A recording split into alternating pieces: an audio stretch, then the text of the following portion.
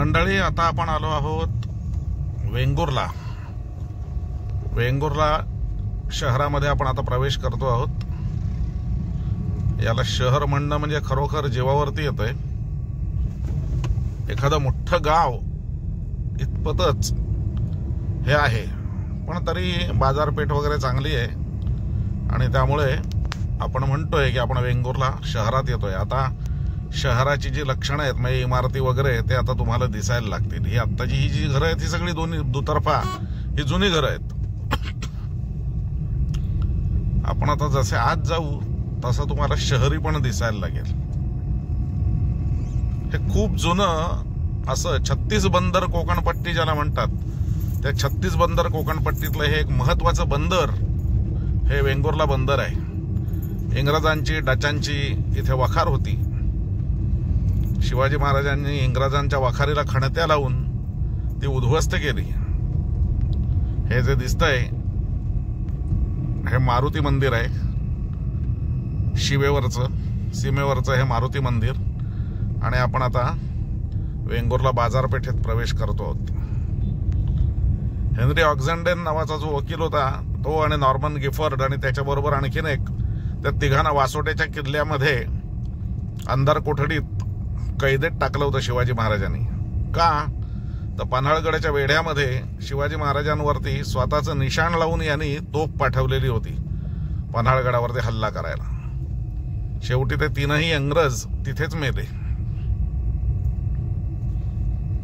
ही वेंगुर्ला नगर परिषदेची नवीन मार्केटची वास्तू. फार छान मार्केट आहे. सगळ्या वस्तू या मार्केटमध्ये इथे उपलब्ध आहेत आणि सहजगत्या आपल्याला त्या उपलब्ध होतात. हे बघा, हे नगर परिषदेचं नवीन वास्तू. हे बघा, हे मार्केट बघा. फक्त या मार्केटमध्ये उतरून तुम्ही दर विचारायचा नाही, स्वतः सकट किंमत सांगतात. इथल्यापेक्षा सावंतवाडीचं मार्केट चांगलं आहे, रिझनेबल आहे, स्वस्त आहे.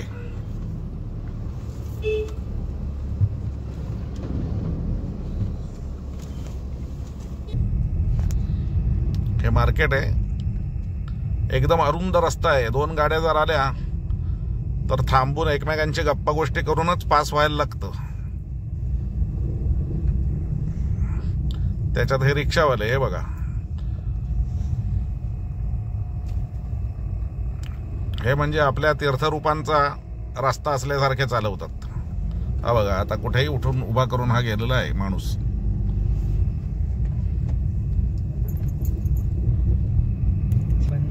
आता आपण इकडे येतोय. हा जो तिठा आहे ह्या तिठ्याला दाभोली नाका असं म्हणतात. इथून तुम्ही उजव्या हाताला गेलात की तुम्हाला वांगणी, दाभोली वगैरे गावं, मापण वगैरे निवती इकडे जायला आहे. सरळ गेलात की वेंगुर्ला बंदर. आपल्याला डाव्या हाताला वळायचंय. हा रस्ता हा रेड्डीच्या गणपतीकडे जातो आणि शिरोड्यावरून वरती पुढे किरणपाणी वगैरे करून तेरेखोल, गोव्यातला मांद्रे बीच, हरमळ मांद्रे बीच इकडे जातो.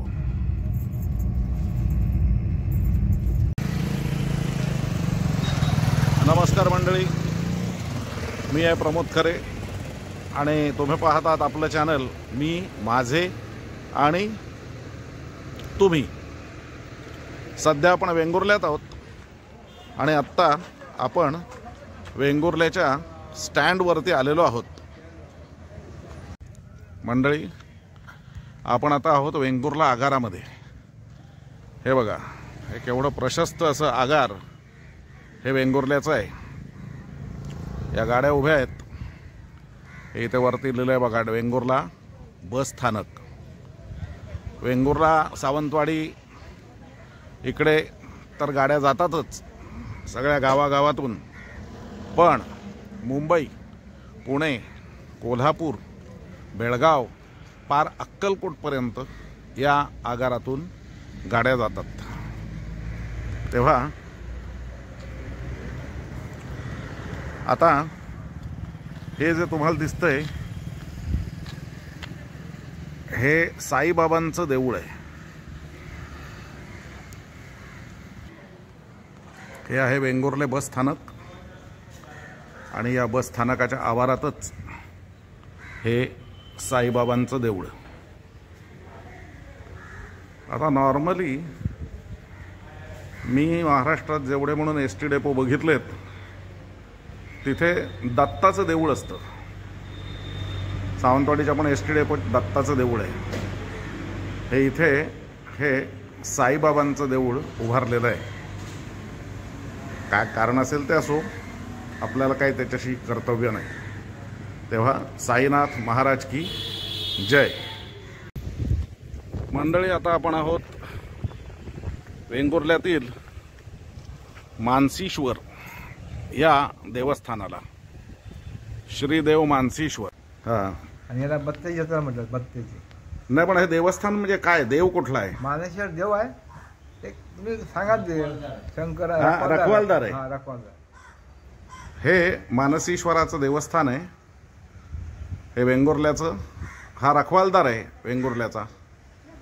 लोक नवस बोलतात आणि नवस पूर्ण झाला की ही निशाण काठी इथे आणून लावली जाते. इथे जत्रा असते. माघ शुद्ध अष्टमीला इथे जत्रा असते. खूप माणसं असतात. हे समुद्राचं पाणी आलेलं आहे मागे आणि हे उत्साही पर्यटक. सूर्य अस्ताला चाललेला आहे. आपण हे मानसीश्वर देवस्थान पाहतो आहोत.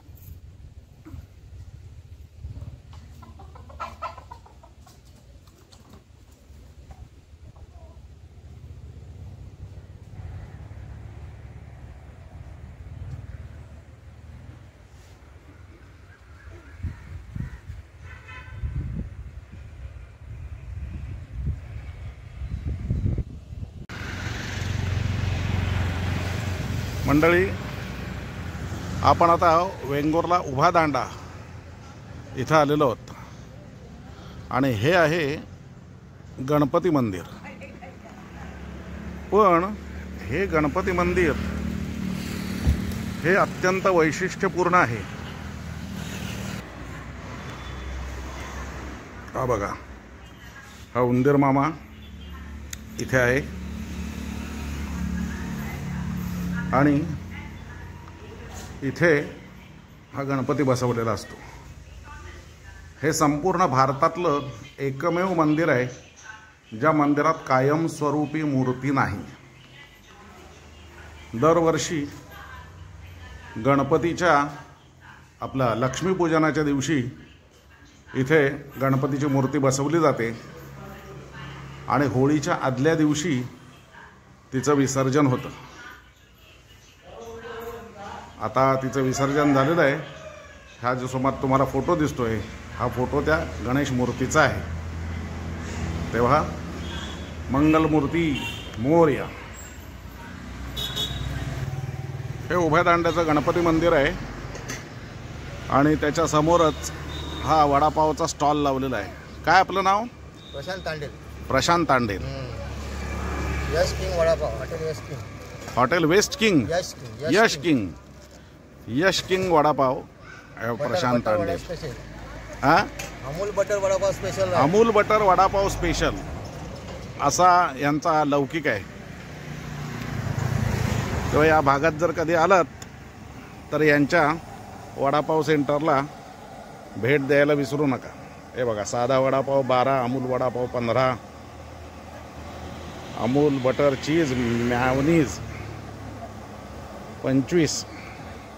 चांगलं आहे, व्हेरी गुड. बघूया आम्ही आता इथे खाऊन.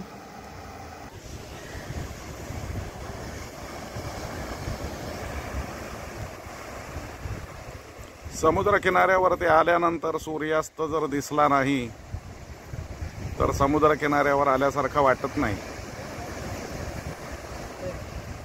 ढग जास्ती आहेत त्यामुळे अगदी अंधूक असा हा सूर्य दिसतोय.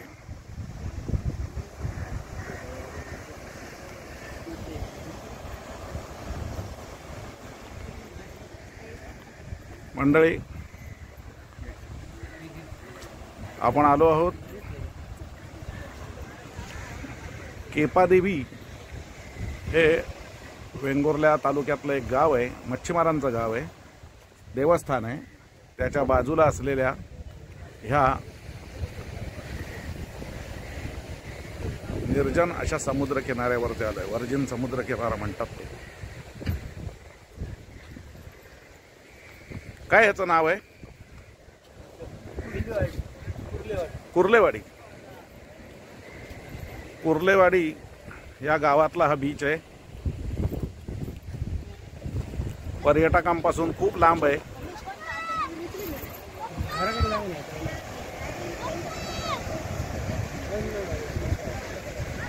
ते बघा पलीकडे दिसतंय ते वेंगुर्ला बंदर आहे.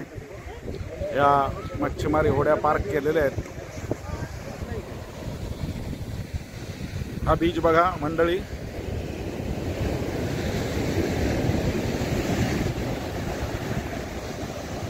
हे आमचे मित्र बाळू मननकर आणि हा तुम्हाला दिसतोय हा कुर्लेवाडीचा बीच. खूप लांब आहे हा बघा. पार तिकडे तुम्ही या रस्त्यातून चालत चालत पार उभ्या दांड्यापर्यंत म्हणजे वेंगुर्ला बंदरापर्यंत जाऊ शकता. आणि या बाजूला चालत चालत तुम्ही पार अगदी त्या डोंगरापर्यंत जाऊ शकता. चालण्यासाठी अत्यंत चांगला आहे, पोहण्यासाठी डेंजरस आहे. जसा जसा आपण वेंगुर्ला शहराच्या दिशेने जाऊ तसा हा समुद्रकिनारा थोडा उथळ होत जातो. सागरेश्वरच्या तिकडे आपल्याला समुद्रात उतरून खेळता येतं.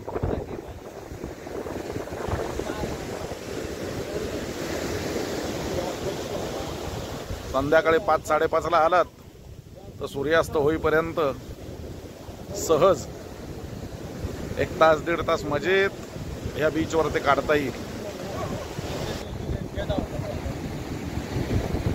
बीच आक्रसत चालले, समुद्र पुढे येतोय मला वाटतं.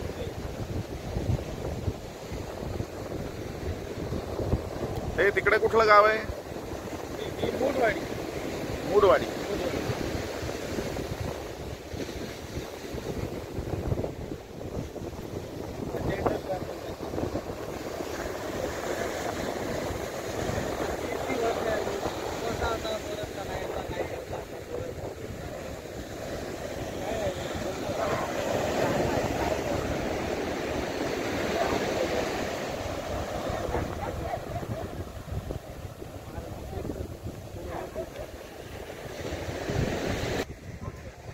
ही कोण पाहुणी? काय सोनी लागे? कुर्लेवाडीत सून. कुर्ले खाऊ मिळतात काय? अडे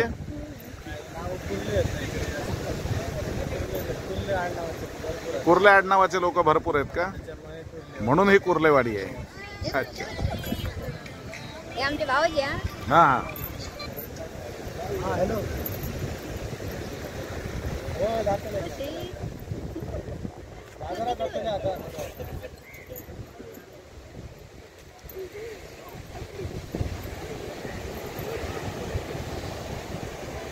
सुंदर असा हा बीच आहे. पर्यटकांपासून खूप लांब. खरं तर पर्यटनासाठी उत्तम अशा प्रकारची संधी या ठिकाणी उपलब्ध होऊ शकते. पण हा समुद्र जो दिसतोय हा मला खोल दिसतोय. समुद्रात उतरण्याच्या दृष्टीने हा समुद्र काही योग्य नाही.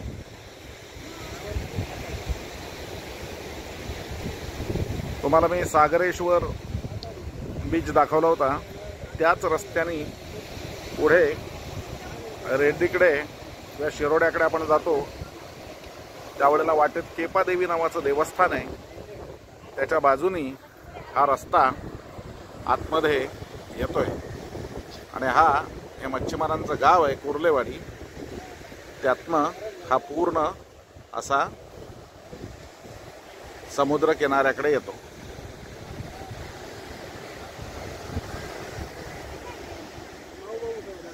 आम्हाला थोडा उशीर झाला, नाहीतर सूर्यास्त आम्हाला नक्की मिळाला असता. तेव्हा मंडळी,